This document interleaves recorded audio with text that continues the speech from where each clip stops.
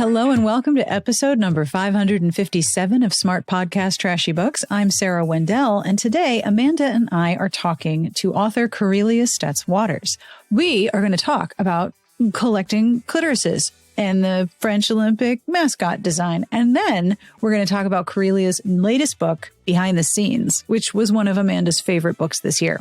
And I know it's only like April, so it's early, but this is still one of her favorites. There's something for everybody in this episode. And if you're curious about any of the things we're talking about, have a look at the show notes at smartbitchestrashybooks.com/podcast, because we are going to have ASMR Recs and Instagram Recs. So I've got a lot of links for you in this one. Hello, and thank you to our Patreon community. Thank you for supporting the show. I have a compliment this week, which makes me so happy. To Mary Jo, you have a superpower. Do you know what it is? You are an instant environmental upgrade. Wherever you are, everything around you is 67% improved in every way just because you are there. If you would like a compliment of your very own, or if you would like to support this here podcast, have a look at patreon.com/smartbitches. Every pledge is deeply appreciated, keeps me going. Make sure there's an episode transcript. Hi, Garlic Knitter. And you get access to bonus episodes and an absolutely lovely podcast Patreon Discord. I also want to say hello to Rebellion Bear, who is one of the newest members of the Patreon community. Want to join us? Patreon.com/smartbitches. This episode is brought to you by Fast Growing Trees. Spring is finally here. It teased me early, but now it's definitely here. And some of the plants that I ordered from Fast Growing Trees last year are already showing off new leaves, which makes me really excited. You can breathe some life into your own backyard with fastgrowingtrees.com this spring. From shade to fresh fruit to privacy and natural beauty, let fastgrowingtrees.com help you plant your dream garden with their expert advice and fast, reliable shipping. There's no waiting in lines. There's no messy car. Your plants are shipped to your door in just a few days, and their growing and care advice is available 24/7. Last year, I bought 2 hydrangeas from Fast Growing Trees, and they are already looking so happy. This year, I'm planting some privacy plants, which is actually a specialty of theirs. If you need a giant evergreen for shade and privacy, they can help you with that. They helped me identify the exact right plant for my climate and the location in my yard. And with their personal plant experts, I get customized recommendations based on my needs. With their 30-day Alive and Thrive guarantee, I know everything is going to be healthy for years to come. I've even told my neighbors about Fast Growing Trees. They've ordered their own plants, including some cherry trees, which I'm extremely excited about because if we live here long enough to get fresh cherries, total bonus. Join over 1.5 million happy Fast Growing Trees customers. Go to fastgrowingtrees.com/Sarah now and get 15% off your entire order. 15% off at fastgrowingtrees.com/Sarah. This episode is brought to you in part by Athletic Greens. I tried AG1 because I like having a nutritional drink, especially when I'm short on time or traveling and off my schedule. And the all-in-one formula makes it easy for me to cover my nutritional bases every day. AG1 is powerful because it's so easy. I take AG1 after a workout or after a walk, and it feels very good to know I'm making sure that I have all the vitamins I need. AG1 is a daily habit with excellent benefits. You can make it with ice water, but I like to mix it with yogurt or toss it into a smoothie to boost nutrition in one step. Why take a bunch of different things when you can just mix 1 scoop of powder once a day? It is the healthiest thing you can do in under a minute. AG1 has been part of millions of mornings since 2010, and it was designed with ease in mind. In fact, it's delivered every month, which makes it incredibly convenient because, as you know, I have no idea what day or time it is or what year half the time. With AG1, taking good care of my body each day is really, really simple. If you are looking for an easier way to take supplements, Athletic Greens is giving you a free 1-year supply of vitamin D and 5 free travel packs with your first purchase. Go to athleticgreens.com/Sarah. That's athleticgreens.com/Sarah. Check it out. All right. Are you ready? We are going to talk about so many things, starting with collecting clitorises. Clitoreem. I've decided it's clitoreem. On with the podcast. Well, I'm so delighted to be here. As I told the publicist at Publishing House, being on this podcast is a bucket list item for me. Oh, so my gosh. Thank you for making my dreams come true. Well, we can just stop there. It's fine. Achievement unlocked. Thanks very much. If you were nervous, you're fine now. Everything you do is perfect. Thank you.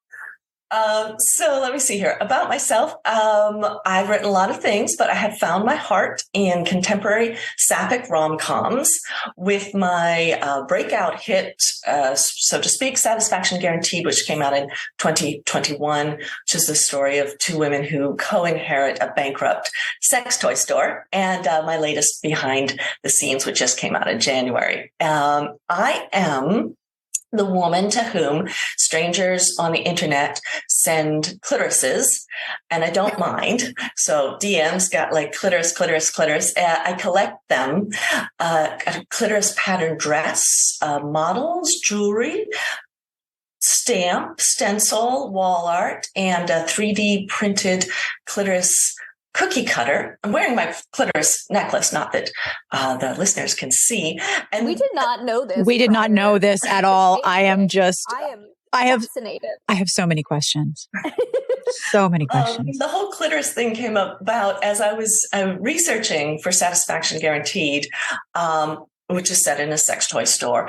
I realized that there was a lot about the clitoris and the vulva and the sexuality of folks who have those parts that I didn't know. And I kind of thought of myself as like someone who knows about lesbian sex, at least. I was like, I know. And then I was like, wow, I'm not sure I know. Then was educated by people like Emily Nagoski, who you just had on a couple episodes ago. She's amazing. So I started to bring forward that research in my romances, not like in an approachable way, not in a like, let's get the speculum out and have some sex ed kind of way, but just a lot of readers have told me that after reading Satisfaction, they felt like they knew their bodies a little better. Oh, wow. It meant a lot to me. And so I guess that's kind of my brand image, the sapphic rom-com with sex positivity, if that's the right term for it.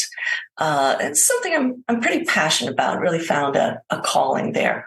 And then besides writing, I teach technical writing at community college in Albany, Oregon, which is the grass seed capital of the world. If you have a lawn, we probably grew it. Our only competitor is in Turkey. And I'm about to celebrate 24 years with my wife. Oh, congratulations. Congrats. So first question, most importantly, have you seen the French Olympic mascots? Yes. Amanda, have you seen the French Olympic mascots? Yes. Okay, so we are all also in agreement that those are a pair of clitorises, right? Yes. Okay, I'm just making sure that we are all agreed that the mess says that's not what they're supposed to be. But if anyone was going to have a clitoris as a mascot, it would be the French. That is 2000% a clit. Like it even has a hood and then has little legs and everything. I mean, okay. I just wanted to make sure because if I'm speaking to someone who is an expert in receiving the variety of what clitorises look like, that you would be uniquely positioned to say, absolutely, those. Absolutely. And I wonder if that obviousness of those clitorises is a sign that perhaps we need more cliteracy, because it feels like someone should have said, oh, I like that, but it is two clitorises, right? And are you sure that's how you want to represent the Olympics? But nobody said that. Maybe there was someone in the back being like, oh my gosh, they don't know what that looks like. And then just let them have it. Just let them go with it. I want to see what happens. Yeah, I got to get a t-shirt. Well, chances are. Cliteracy. That was great. I do like that. Well played. Cliteracy. That was coined or at least popularized by Sophia Wallace, who does amazing clitoris artwork. The nice thing, I wouldn't say maybe not so much nice, but one thing that is sort of subversively enjoyable is that because so few people have cliteracy, you can just like wear a clitoris and people are gonna be like, oh, that's a cool design. Is that a flower? What is that? Is that Georgia O'Keeffe? What's that? Yeah. No, y'all, that's a yoni is what that is.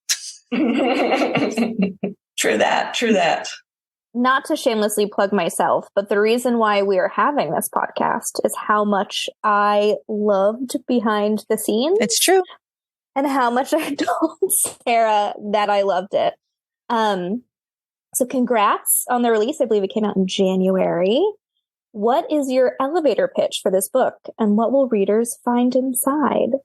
All right. So elevator pitch, a very successful business consultant who is secretly an ASMR artist, and a film director who's been kind of cast out or canceled by Hollywood fall in love while trying to pitch a film to a wealthy producer. They're both talented, kind, likable, and both carrying around some baggage from the past. And because of that, Rose, the business consultant, won't take any risks with her life. And Ash, the film director, won't take any risks with her heart. And for what they'll find inside, a lot of flirtatious banter between the characters, a lot of funny text strings between Rose and her sisters. A plus-sized character. Rose is a beautiful, curvy woman. The two main characters are emotionally intelligent. They're 38 and 40 respectively, so they're grown. You'll get the one bed scene, which I know is such a cliche, but I love it anyways, and I don't care. I will never get tired of it. Never. Not ever, ever, ever. There'll be a cameo from the Satisfaction Guaranteed main characters. Pugs. The pugs steal the show. And then it's a story about fulfilling your dreams. But for me, the most important thing is what's not in there. Spoiler? Can I give a spoiler? Of course. Sure. Okay. So there's no third act breakup. And as I was writing, I kept putting insert breakup here and then pushing that chapter farther and farther along in the outline and not writing it. I love the catharsis of that reunion that comes after the breakup, but I just felt too protective of the characters. I didn't feel like dragging them through hell. Ash especially has been through a lot, and if Rose hurts her, she's not going to bounce back. And they're too kind to each other and too emotionally intelligent for that. So I didn't include that breakup at the end, and really worried that might tank the book, that readers are looking forward to that and they're going to come to the end and say, well, where's the breakup? But I think what I've been able to do is create the longing and then the pathos and relief of the reunion without the actual breakup. So the satisfaction without the pain or without too much angst. And I really like it. I have gotten a little bit tired of the if only one of us would say the thing or listen to the other one say the thing or not rush off, everything would be okay, but we don't do it. We don't say the thing, and then we have to break up. I have written that scene and loved it. I have read that scene and loved it. But with these characters, I just wasn't feeling it. So I think I've set the reader up a couple times to expect that big misunderstanding. Oh, this is the part where they're going to misunderstand each other. They're not going to say what they mean. They're going to break up. And then instead, they talk about it and they listen to each other, and it's okay. So that's what's in and also what's not in the book. I love that, because sometimes you can sort of tell when there's the feeling that the plot is being enforced upon the characters, and the characters would not actually do those things, even though the plot seems to require it. But then there's the wonderful tension of a writer having set up the big misunderstanding very, very early, that there's something between these characters that they aren't acknowledging or that they don't know about. And it's kind of like a boulder on a distant hill, and it keeps rolling towards you and it keeps rolling towards you. And you're like, oh crap, you guys are getting along so well. And I know it's coming. No. And not having to enforce that conflict on characters for whom it doesn't fit makes a lot of sense, and also allows the characters to be more authentic to the reader, I think. I think so too. And I think the plot is about the challenges that they are overcoming in their lives, and also the challenge they're facing.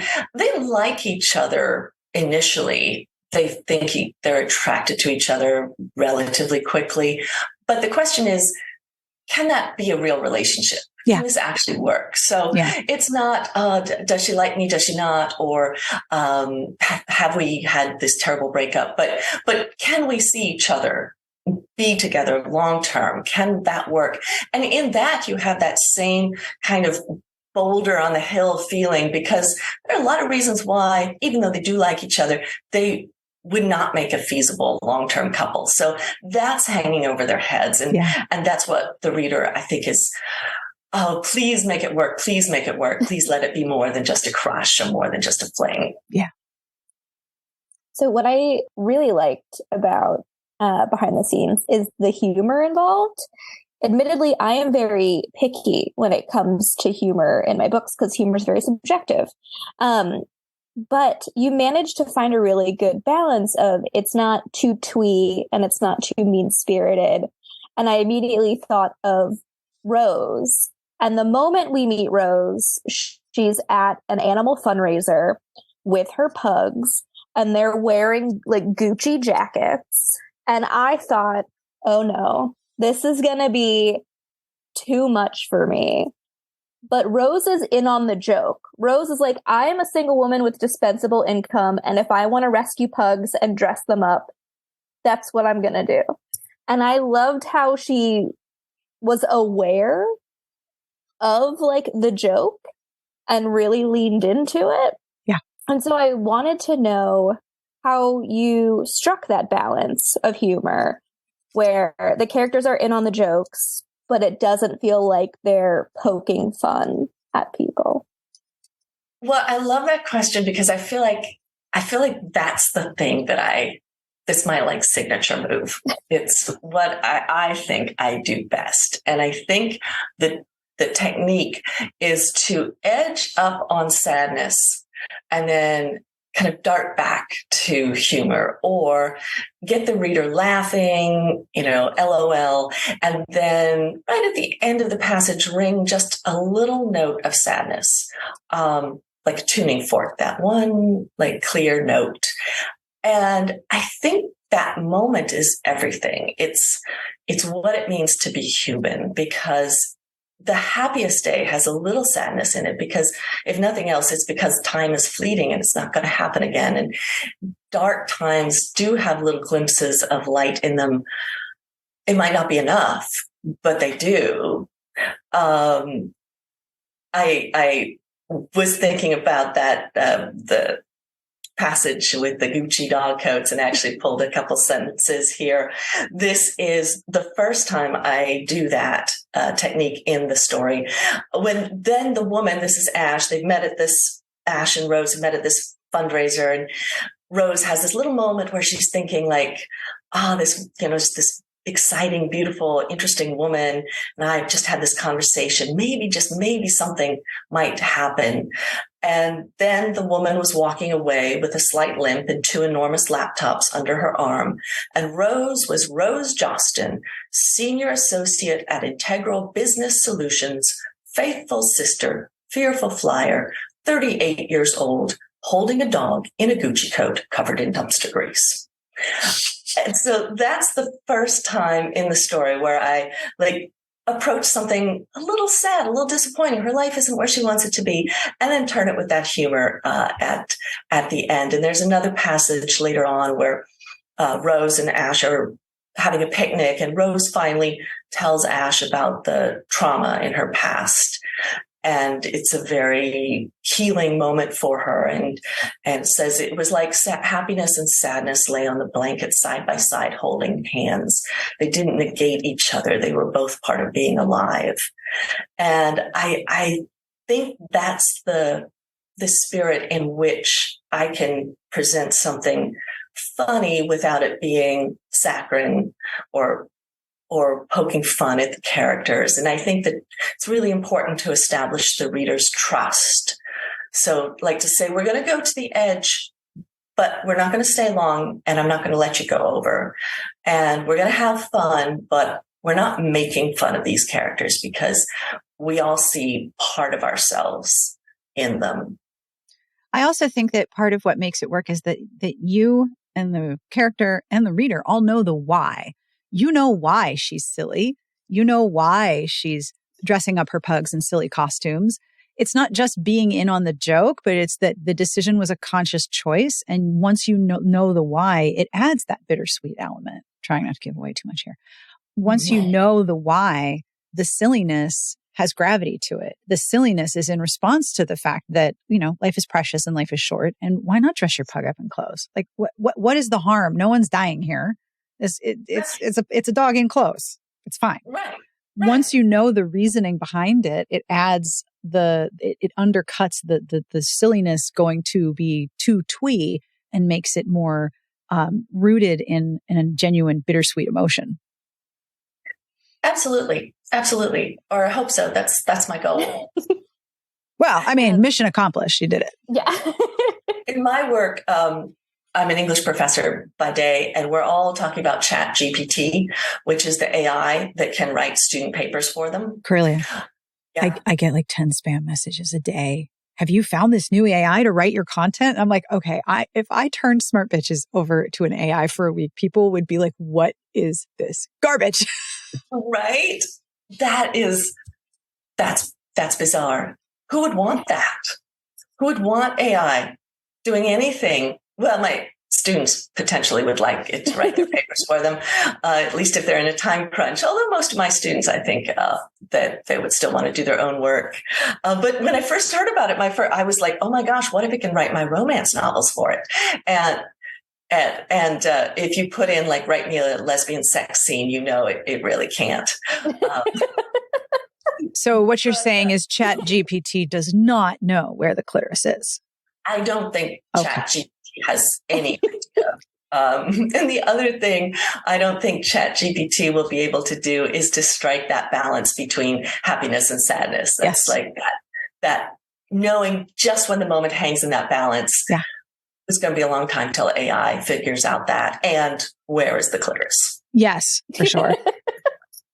Back to Rose's pugs. So between Rose's pugs, and I don't know if you were following Noodle, the pug, on social media. Oh, yes. My heart. Noodle was a Jeopardy question this past week. I saw, and Noodle's owner went to Emerson, which is where I went to. So, and shout out to Noodle's children's book. I think another one just came out. They're adorable. And Rose is also into ASMR and runs an ASMR account. So I'm very curious if you have your own favorite social media accounts, whether it's cute little pugs or ASMR, and kind of why you went into like more of a social media aspect, especially with Rose. Well, I do have 2 social media accounts, which I absolutely adore. One is Ozzy, the mean mug pug. If you have not seen Ozzy, I have my phone. I'm going to...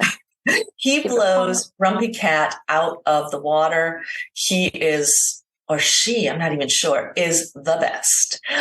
Those eyes pop out at you like they're looking into your soul.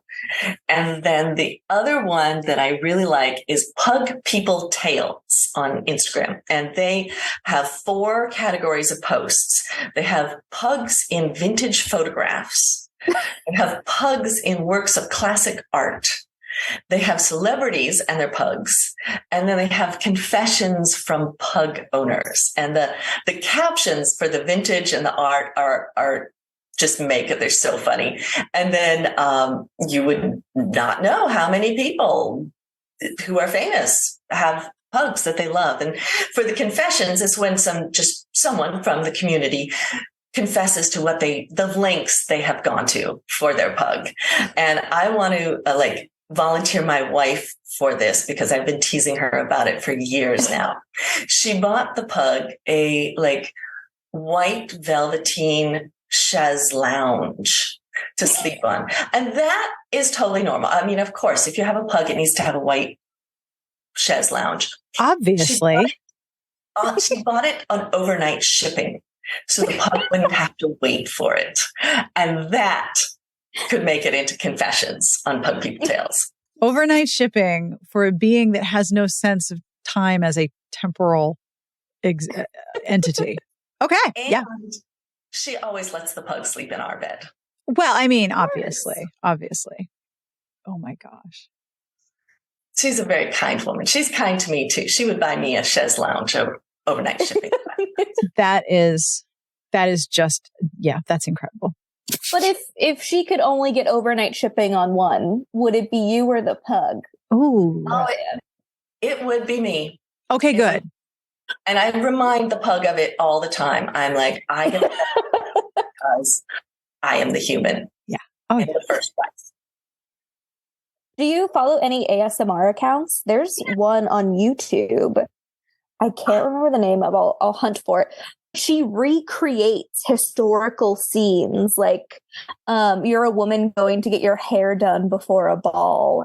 She the whole set turns into this Victorian era hairdressing shop. It is wild the lengths this person goes to. I'm going to try to track it down.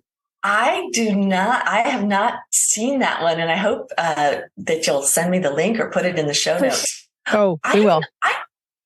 I'm not faithfully following any particular ASMR artist.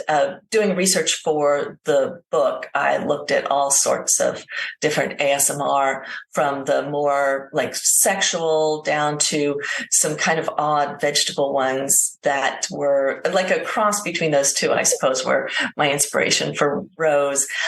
It doesn't really affect me. I love the idea of ASMR. I wish I felt that tingle that people feel.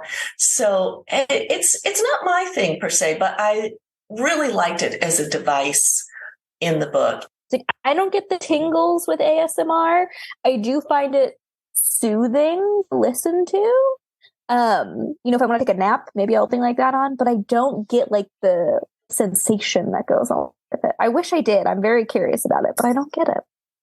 Me neither. So we've talked about Rose. Let's talk a little bit about Ash. Mainly as a filmmaker, what do you think Ash's favorite queer TV and movies are? What do you think she pulls from for her inspiration? And what are your top 3 queer pieces of media? Ash is much classier than I am in her. So Moonlight, I think, is one of Ash's favorites. That was an Academy Award Best Picture in 2016. Beautiful, complex story that follows one man through childhood into adulthood. Really powerful. She also loves Ingmar Bergman, the old black and white, very elegant films. She loves Persona, even though she realizes that the lesbian content is very fraught with a lot of problems, and it is not a healthy portrayal of queer women's sexuality, but it is dark and creepy and beautiful and sexy in a sort of disturbing way. So she likes that as well, and has studied these filmmakers to inspire her own work. I like Sex Education. If you've not seen that show, it's fabulous. It's not specifically all queer characters, but there are queer characters, and it is funny and touching. And Sex Education does something that's very, very important to me in a television show, and that is at the end of each season, it has an end. It is a complete story, and there's a conclusion at the end of the season. I don't like a lot of television because it doesn't end. And as an English teacher and a novelist, I want things to have a narrative arc. I don't want them to just be good for 3 seasons and then suck for 3 seasons and then get cut. Yes. So we've talked about this, Sarah, about how people don't know when to end a show. They'll just carry it on for season after season. And it's interesting because today the news broke that Succession is going to end after season 4. And people are really upset. And I'm like, no, that's good. That's a good thing. Yeah. That means that whoever's doing this knows where they're going. Exactly. Yeah, I've usually got about 3 seasons of show in me, and then I'm like, oh, you just pour. It's popular, so you're just dragging it out. So I'm done. I'm out. So Sex Education, I love it. And then I'm going to put down Bound, which is an old lesbian film from the 90s. If younger listeners, don't go out and stream it. It probably doesn't hold up. It's probably got so much like wrong with it now. But one Thanksgiving, I was living with my roommate in Boston in a building which we think was technically condemned, but the plumbing and the electric worked, so it was fine. And I watched Bound 5 times on Thanksgiving. Whoa. And it's got a place in my heart. And then finally, Ash and I agree on When Night is Falling, which is beautiful, gorgeous, very visual film. A lot of the story is told through the visuals, not through the dialogue. Absolutely gorgeous. That's also an older one, which folks should go back and stream. It got an NC-17 when it came out. And now if you look at it, it is so tame and gentle and discreet that like today doesn't even recognize it as like, controversial or anything. But when it came out, it was. So those are our recommendations. Ash is much classier than I am. If this was picked up to be made into a movie or a 3-season TV show, who are you casting as the leads? If you could cast anyone, budget notwithstanding, you can afford any actress you wanted, who would you cast as Rose and Ash? All right, so I'm terrible at this game. I was on Reader Seeks Romance with Liz Donatelli, and she asked me the same question, and I absolutely froze. I couldn't remember the name of like any actor besides like Arnold Schwarzenegger. I had nothing. Okay, well, that's definitely a choice. That is a choice. That is a choice. And Liz saved me in post-production by editing out my panicked moment of not being able to think of any actor or actress and put in her own suggestions, which I liked a lot. And those were Sarah Ramirez for Ash and Rebel Wilson for Rose. Oh. And if I were to cast, I really liked Sarah Ramirez for Ash. Also, if I have all the budget in the world, Kristen Stewart for Ash, she could totally play the vulnerable, cool, sexy indie film director. And for she kind of already does on the daily, right? Yeah, kind of. Yeah. She wouldn't even have to go. It's just a small step, right? Just like looking out the door there. I mean, she is just one of those people where I see her picture and I'm like, yep, cooler than me. Doesn't matter, whatever she's doing. She could be having a nap. She could be really sick. I'm like, yep, still cooler than me. Still cooler than me. I know. Yes. Exactly. And that's how Rose feels about Ash in the book. She's like, she even says it to her at one point, like, I can't even compete. You're just so cool. And there again, it's like, they're kind of in on the joke. Yeah. Like Ash kind of knows it. Rose isn't really intimidated. She just has to point it out. You are so cool. I know a woman like that. She's like, she fixes cars for car races in Italy, and she's got like tattoo sleeves. As you do, like, right? Yeah. You're so cool. Anyways, for Rose, I thought maybe Adele. The earlier Adele, when she was like a fuller figured woman, very beautiful, very sexy. Not Adele's music's personality. Rose isn't that dramatic, but I could see Adele being a nice Rose. Has Adele acted? Have I missed that? No, I'm just giving her a new career. Okay, that's totally fine. She hosted SNL, but I think that might be the extent of it. Well, this could be her breakout role. Yeah. I think so. Yeah. I'll call her about it. I'm sure she'll be fine. I think maybe Christina Hendricks, formerly of Mad Men, could be a good Rose. I could see her carrying around a little pug in a jacket. For sure. Absolutely. What books are you reading right now? What do you want to shout about? Yes, tell us all the things. All the things. So right now I'm reading an art copy of a book called All the Right Notes by author Dominic Lim. It's his breakout, or his first one, his debut. And it's about a a musician who's, he plays at a piano bar. He fills in off-Broadway orchestras, that kind of thing. He's making music, but he's not living the dream. And his father, who is the music teacher at his high school, asks him to come back and direct the last musical of his father's career. Dad's retiring. Would you come back and help direct the last musical of my career? And by the way, would you get your best friend from high school, who is now a movie star, to come and be part of it? And they were not best friends, or maybe they were best friends, I'm putting it in quotation marks. They've lost touch. They haven't talked to each other for 20 years. So now, to fulfill his father's dream, he's got to get this movie star who he has a crush on or did. Anyways, it's just so funny and so well written. And I think I was thinking, like, this can't possibly be true, but I think it's the first truly genre romance I read by a man. I was looking through books I'd read. I was like, yeah, they're all women. Anyways, you could pre-order it, All the Right Notes by Dominic Glim.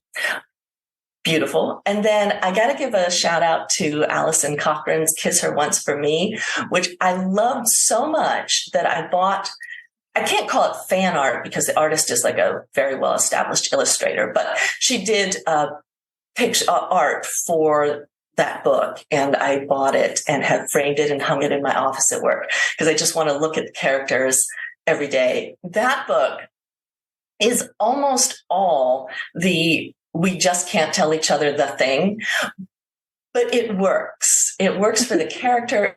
It works for the plot. It works for what time they are in their lives and the situations they find themselves in. So even though I said earlier, like, I'm getting a little tired of that, Cochran rocked it. Yep. She totally rocked that, and I love it. And I bought the art, and I will get the T-shirt, and I will see her at the Steamy Lit Con in Anaheim in August. So I'm going to try not to fangirl all over her. Those are the two novels that are at the top of my mind. And then I also bought recently How to Stop Overthinking, the 7-Step Plan to Control and Eliminate Negative Thoughts, Declutter Your Mind, and Start Thinking Positively in 5 minutes or less. And I have not found 5 minutes to start reading it. As soon as I do, I'm going to be like the most positively thinking person ever. That sounds like a book I want to read, actually. Can I ask? Yeah, that sounds like it's Sarah's kind of book. That is definitely Sarah's kind of book. That is 1,000% Sarah's kind of book. So can I ask what you're working on right now? So I just turned in a manuscript on January 31st, the same day that Behind the Scenes came out. So slightly bad timing there, but super, super excited about this. My wife and I wrote that book together. Ooh. And writing with her was a dream. Everything that I'm kind of lukewarm about doing, she was really good at. We had so much fun talking through the characters. They became like friends that were living with us in our house. And she's a civil rights attorney, so she deals with dark stuff all the time. And she said she really liked this chance to step into a world where people are good and it's safe and we know how it's going to come out. And that story will be coming out next year. And it is about a classically trained ballerina, a Black woman, who ends up on a reality television show with a burlesque performer, and the story of their love in the context of this reality TV show. So very cool. We just finished that. It's so good. So much less stress writing with my wife. And we are working on the next one, which is going to be set in the world of restaurants and food carts with 2 competing chefs. And that's going to be really fun too. We're just starting to outline that one. What led you to start writing with your wife? Was this just an idea you both had, or had you been talking about it for a while? We'd always wanted to write something together, and we think we have just a beautiful marriage, beautiful relationship. We get along so well. And we always wanted to write a book that would sort of share that love with people, like an advice book. But then we have no platform. Like the fact that we have a nice marriage does not mean that someone wants to publish a book of advice from us.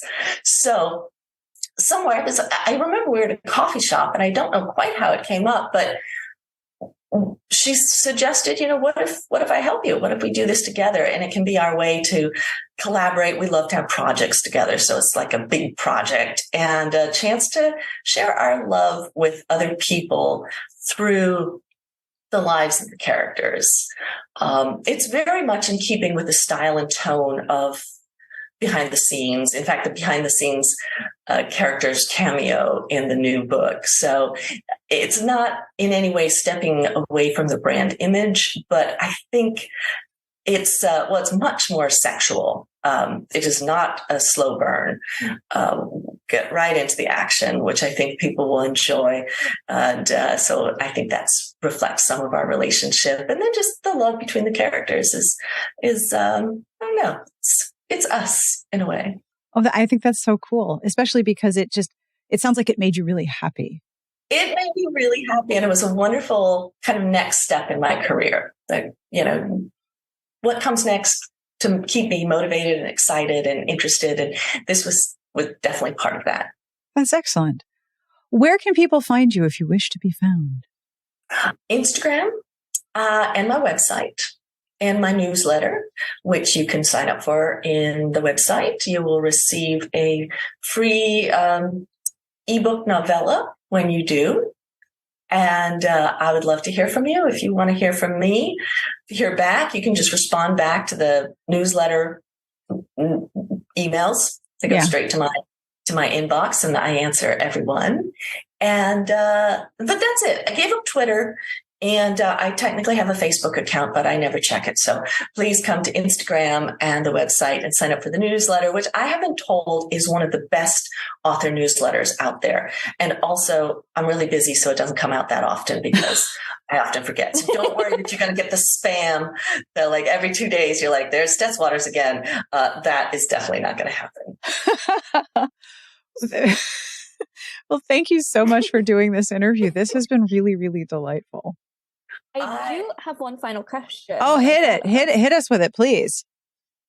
You mentioned the pug with the Chaise Lounge. What's the pug's name? Oh my gosh. Yes. Important question. We didn't get a pug name. Oh my gosh. The pug is Willa Cather. And that was actually my wife chose the name, not me, the English major. The last one we had was Lord Byron.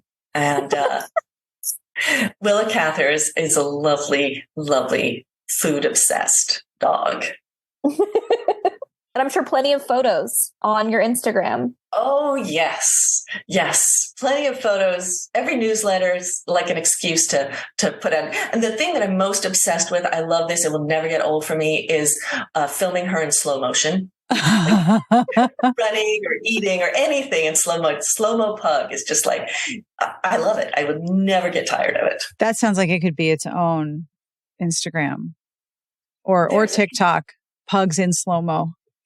I think so. There's a guy my wife follows who his whole feed is what you can do with rice paper wrapper. And you have to subscribe. It's like $5 a month to subscribe to what you can do with rice paper wrapper. And if that can be monetized, I feel like Slow-Mo Pug has got a place in the world. Absolutely. No question. I mean, someone right now is like, I would buy advertising on Slow-Mo Pug. Why am I not doing that right now? And I probably won't do it. So if anyone wants to take that good idea. Free idea, let it into the world. Because we just want to look at the slow-mo pugs. We don't necessarily want to do the film editing of the slow-mo pugs. Yeah, that's a lot of work. I don't have time for that. Editing is a lot. Trust me, I know. Thank you so much for doing this. This has been so much fun. And I'm really honored that this was on your bucket list. Thank you. And that brings us to the end of this week's episode. Thank you to Karelia for hanging out with us. Thank you, Amanda, for taking the lead on this interview. And thank you for listening. It is always a pleasure to keep you company. I will have links to all of the things we discussed. Do not fear in the show notes at smartbitchestrashybooks.com/podcast. And I want to let you know, We have a sticker store. I got stickers. I have a limited edition sticker of Pudding, the cat who helps Elise recap The Bachelor and The Bachelorette. I have Bad Decisions book club stickers. And I have my favorite, a set of 5 Smart Bitches advisory stickers, which are wee and teeny and adorable and look like those labels that used to be on CDs in the 90s. So have a look at smartbitchestrashybooks.com/store. As always, I end with a terrible joke. This joke comes from Laura B. in the podcast Patreon Discord, which is one of my favorite places on the internet. Are you ready? What does Batman say to Robin before they get into the Batmobile? Give up? What does Batman say to Robin before they get in the Batmobile? He says, get in the car. Get in the car. On behalf of everyone here, we wish you the very best of reading. Have a wonderful weekend, and we will see you back here next week. Smart Podcast Trashy Books is part of the Frolic Podcast Network. You can find outstanding podcasts to subscribe to at frolic.media/podcasts. Get in the car.